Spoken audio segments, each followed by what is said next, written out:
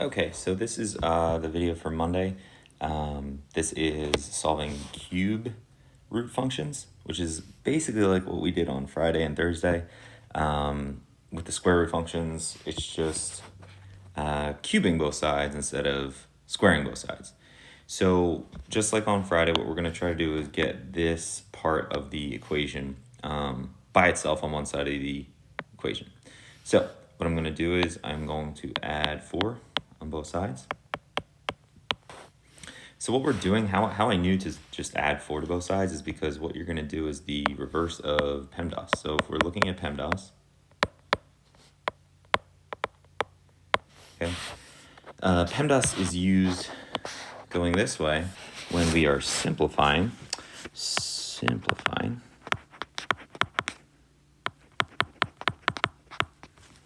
That doesn't look right. Whatever. Okay, when we're simplifying, but it's used this way when we are solving. Okay, so what I'm saying is that let's look and say, is there anything we can add and subtract to try and get this radical by itself? Yes, we're going to add the 4. Okay, that's what I mean by all that. Okay, so let's just erase this guy real quick before we keep going.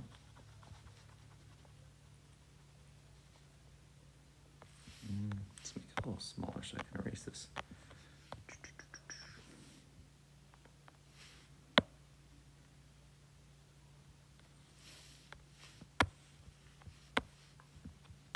There we go. Okay, so I'm going to add 4 on both sides. And I get 2, 6x minus 3 to the 1/3 equals 4. Then what I'm going to do is, if I'm doing the reverse of PEMDAS, look to multiply or divide on both sides to try and get the radical by itself. If you're confused as to why that is a radical, I would go back to some of the earlier videos or just what we did in class. But if something's raised to the 1/3, it just means the cube root of x. All right. So we should already know that by now, though. We need to divide by 2 on both sides. And I get 6x minus 3 to the 1/3 equals 2. Okay. And now I'm going to do the opposite of cube rooting. So I'm going to cube on both sides. And that would give me 6x minus 3 equals 2 cubed, which is 8. All right. Let's get the highlighter here.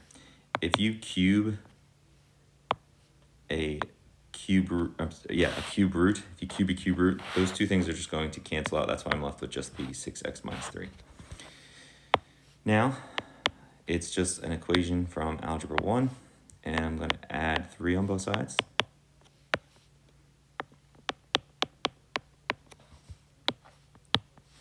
Divide by 6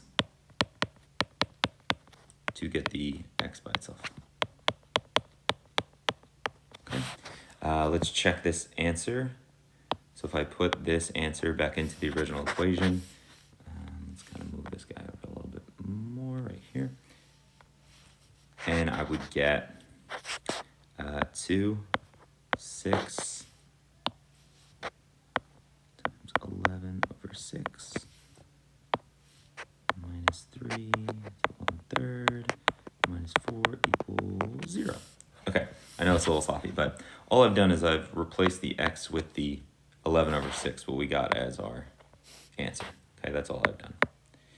So let's solve it. So now, if you remember from the the first couple things I said, now that we're solving an equation, right, and we're simplifying, we're going to just use PEMDAS in the correct order. So we're saying to ourselves, is there anything in the parentheses that we can reduce?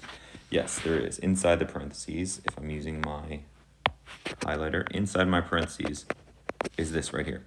So now you restart PEMDAS and you say to yourself, okay, now inside the parentheses, is there any more parentheses? Yeah, there is the 11 over 6, but there's nothing really I can do inside that parentheses. So I move on to exponents. Inside, right, where that's highlighted right now, there's not exponents. So we move on to multiplication and division. Yes, there's multiplication. So I get 2 parentheses, 11 minus 3 to the 1/4 minus 4 equals 0. If you're confused as to how I got 11, if you do 6 times a fraction, I'm going to put 6 over 1. And if you multiply across, you get 66 over 6, or 11. And we've talked about this a few times. If you multiply a fraction by its denominator, okay, if you notice the denominator and what you're multiplying by is the same thing, you would just get the numerator, or that 11. Okay, that's how I could do that so fast. So now, 11 minus 3 gives us 8.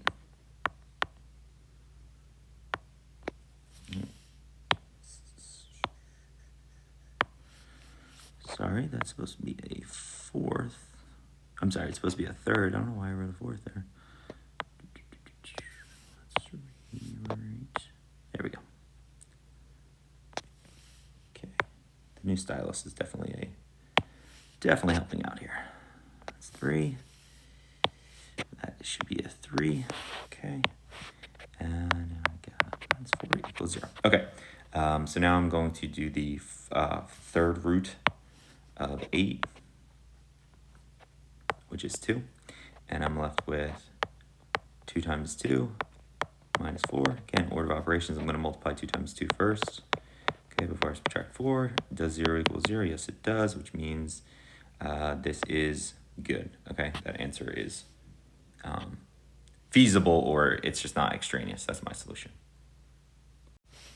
Okay, so instead of it being raised to the 1/3 power, it could also just be written as a cube root. Okay, so being raised to 1/3 power or being cube rooted is the same thing.